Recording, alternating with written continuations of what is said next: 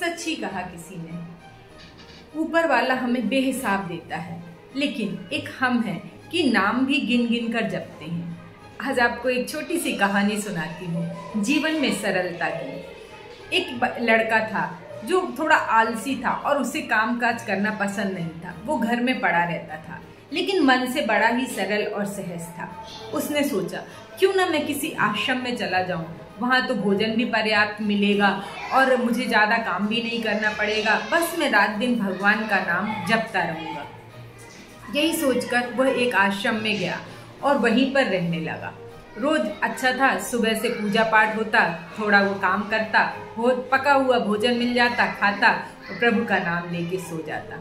यूं ही दिन व्यतीत हो रहे थे कि एक दिन आश्रम में खाना ही नहीं बना।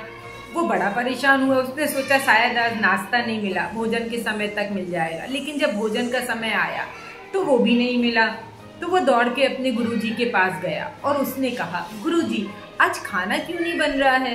गुरुजी ने कहा कि आज एकादशी है, आश्रम के सभी लोग व्रत रहते हैं, इसलिए या तो तुम व्रत रहो या तुम्हें अनाज मिल जाएगा, तुम बाहर कहीं ले जाकर खाना बना लो और खा लेना। उसने कहा ठीक है।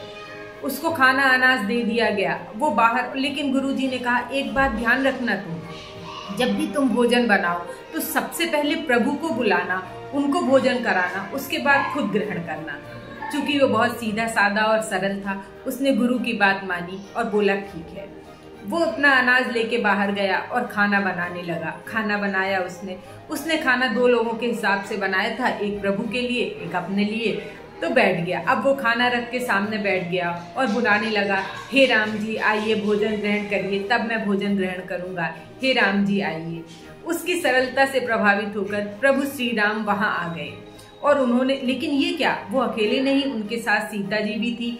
उसने सोचा अब क्या करें, मैंने तो 2 ही लोगों का खाना बनाया है, लेकिन चूंकि प्रभु आए हैं तो उसने कहा मैं भूखा रह जाता हूँ, ये मैं दोनों लोगों को खाना खिला देता हूँ। उसने खाना खिला दिया और वो वापस लौट आया। कोई बात नहीं। इस तरह फिर पूरा महीना जो है वो 15 दिन फिर बीत गए। फिर एकादशी आई, आश्रम में भोजन नहीं मिला। इस बार उसने कहा कि मुझे 2-3 लोगों का खाना दे देना। लोगों ने कहा शायद इसको ज्यादा भूख लगती है, तो वो 2-3 लोगों का अनाज, उसने कहा प्रभु आते हैं इसलिए मैं ज्यादा सा खाना बना लूं। तो उसने 2-3 लोगों के हिसाब से खाना बना लिया। खाना बना के फिर उसने खाना रखा और प्रभु को कहने लगा, राम जी आइए भोजन पाइए, उसके बाद हम भोजन खाएंगे। राम जी आइए भोजन पाइए, फिर उसके बाद हम भोजन पाएंगे। पर ये क्या, इस बार तो प्रभु राम पूरा राम दरबार लेकर आ गए। लक्ष्मण भी थे, भरत शत्रुघ्न भी थे, सीता भी थी, सब लोग साथ में थे और वो आ गए। उसने कहा अब क्या करें, खाना तो इतने ही लोगों का है। लेकिन उसने फिर वो सबको भोजन करा दिया और फिर वो चला आया। अगली बार फिर जब एकादशी आई तो वो गया और उसने कहा कि हमें तो बहुत सारा भोजन दे दीजिए, क्योंकि जब मैं भगवान को बुलाता हूँ तो बहुत सारे लोग आ जाते हैं और होता नहीं है, मेरा अनाज कम पड़ जाता है। गुरुजी ने कहा ऐसा क्या है, कहीं ये बदमाशी तो नहीं कर रहा, अनाज ले जाके यहाँ कहीं बेच तो नहीं देता है। ऐसा सोच के उन्होंने अनाज तो उसको दे दिया, कई लोगों के खाने बनाने का, 7-8 लोगों के। लेकिन पीछे पीछे उसके गए और छुप के देखने लगे। क्योंकि वो बहुत ही सीधा सादा था, सरल था, सहृदय था।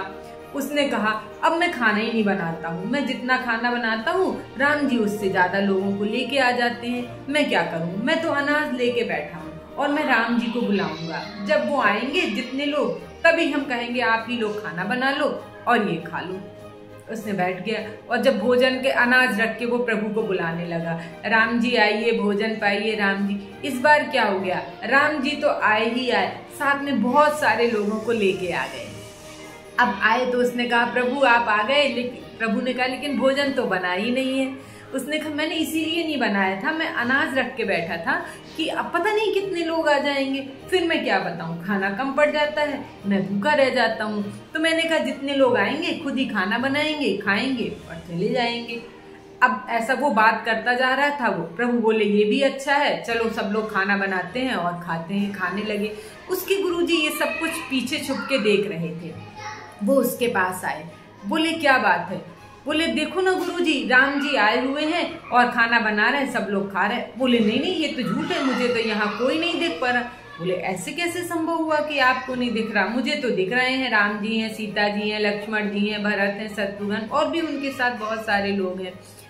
तो उसने राम जी से पूछा, प्रभु आप मुझे बताइए, मेरे गुरु जी कह रहे हैं कि आप उन्हें दिखाई नहीं पड़ रहे हैं, ऐसा क्यों है? राम जी ने कहा कि देखो, मैं तुम्हारे गुरु जी जो हैं वो दिल से सरल नहीं है, सहज नहीं है, सहृदय नहीं है, इसलिए मैं उनको दिखाई नहीं पड़ रहा। वो तो बहुत ही सरल और सहज था। उसने यही की यही बात अपने गुरु जी से कह दी। तब उन गुरु जी को अपनी गलतियों का एहसास हुआ, जो रात दिन प्रभु का नाम लेते थे, लेकिन कहीं उनके हृदय में वो सरलता या वो सहजता नहीं थी जो प्रभु को प्राप्त कर सके। उनको अपनी गलती का एहसास हुआ। फिर राम जी ने उनको भी दर्शन दिए, सबने एक साथ भोजन किया, लेकिन उस दिन से वो बदल गए। कहते हैं हम जीवन में सरल और सहज बने, हमें हर चीज बड़ी सरलता से प्राप्त हो जाएगी। फिर मिलेंगे एक नई सोच, एक नई कहानी के साथ। मैं नीलम।